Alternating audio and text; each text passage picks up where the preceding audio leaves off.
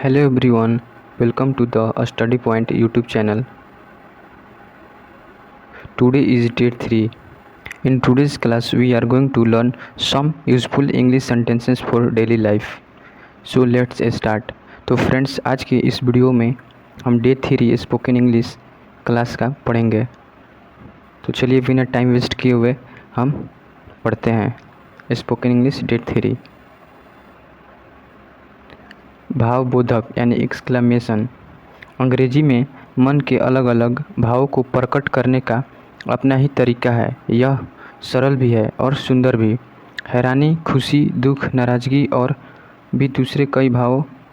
छोटे छोटे वाक्य 2-3 शब्दों में बहुत अच्छे ढंग से कहा जा सकता है। इन शब्दों और वाक्यों को हम आम बोलचाल में बार बार प्रयोग कर सकते हैं। एक्सक्लेमेशन में वो कौन कौन सा भाव है? तो फर्स्ट में वाह वाह यानी कि मार्वलस, शाबाश यानी कि वेल डन, अति सुंदर मीन्स ब्यूटीफुल, अरे यानी कि हे, वाह वाव, हे राम, मे या ओ गॉड। आपने तो कमाल कर दिया मीन्स वंडरफुल, बेशक ऑफ कोर्स, ईश्वर का धन्यवाद, इन इंग्लिश होगा थैंक गॉड, ईश्वर की कृपा से, बाय गॉड्स ग्रेस,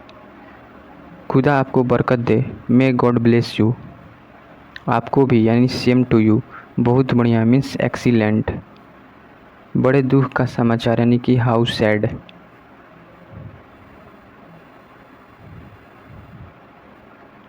बड़ी खुशी का समाचार, डैट इज़ गुड न्यूज़, कितनी बड़ी विजय है, वाट अ ग्रेट विक्ट्री,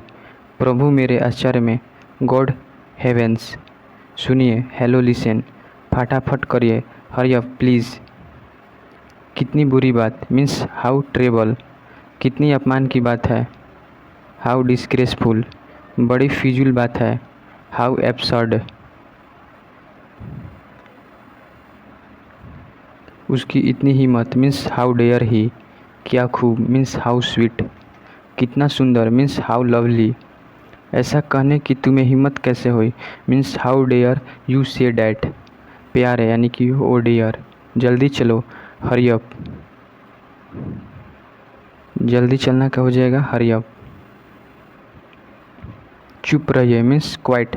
या प्लीज़ कीप क्वाइट, हाँ ऐसा ही, यस इट इज़, सचमुच, इसका इंग्लिश मीनिंग हुआ रियली, सच का इज इट, धन्यवाद का थैंक्स, आपका धन्यवाद मीन्स थैंक यू, भगवान का लाख शुक्र है यानी थैंक गॉड, यह दिन बार बार आए, many happy returns of day, ah मैंने मैच जीत लिया, हुर्रे आई हैव ऑन,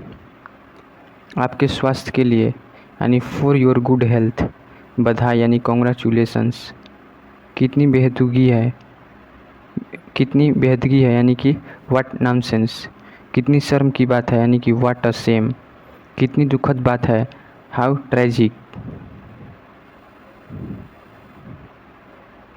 कितना सुखद आश्चर्य यानी व्हाट अ प्लीजेंट सरप्राइज, आश्चर्यजनक यानी वंडरफुल, छी छी, हाउ डिस्गस्टिंग, खबरदार यानी कि बीवियर, यानी कि बीवियर ऑफ यानी कुत्ते से सावधान रहो, बीवियर के साथ हमेशा प्रीपोजिशन ऑफ लगता है, कितने दुख की बात है यानी कि व्हाट ऑफ पिटी, कितनी बढ़िया सूझ है, व्हाट एन आइडिया, आपका स्वागत है, वेलकम सर, आपके स्वागत के लिए इसका इंग्लिश मीनिंग है चीयर्स, क्या मुसीबत है यानी व्हाट अ वदर, सावधानी से यानी संभल कर,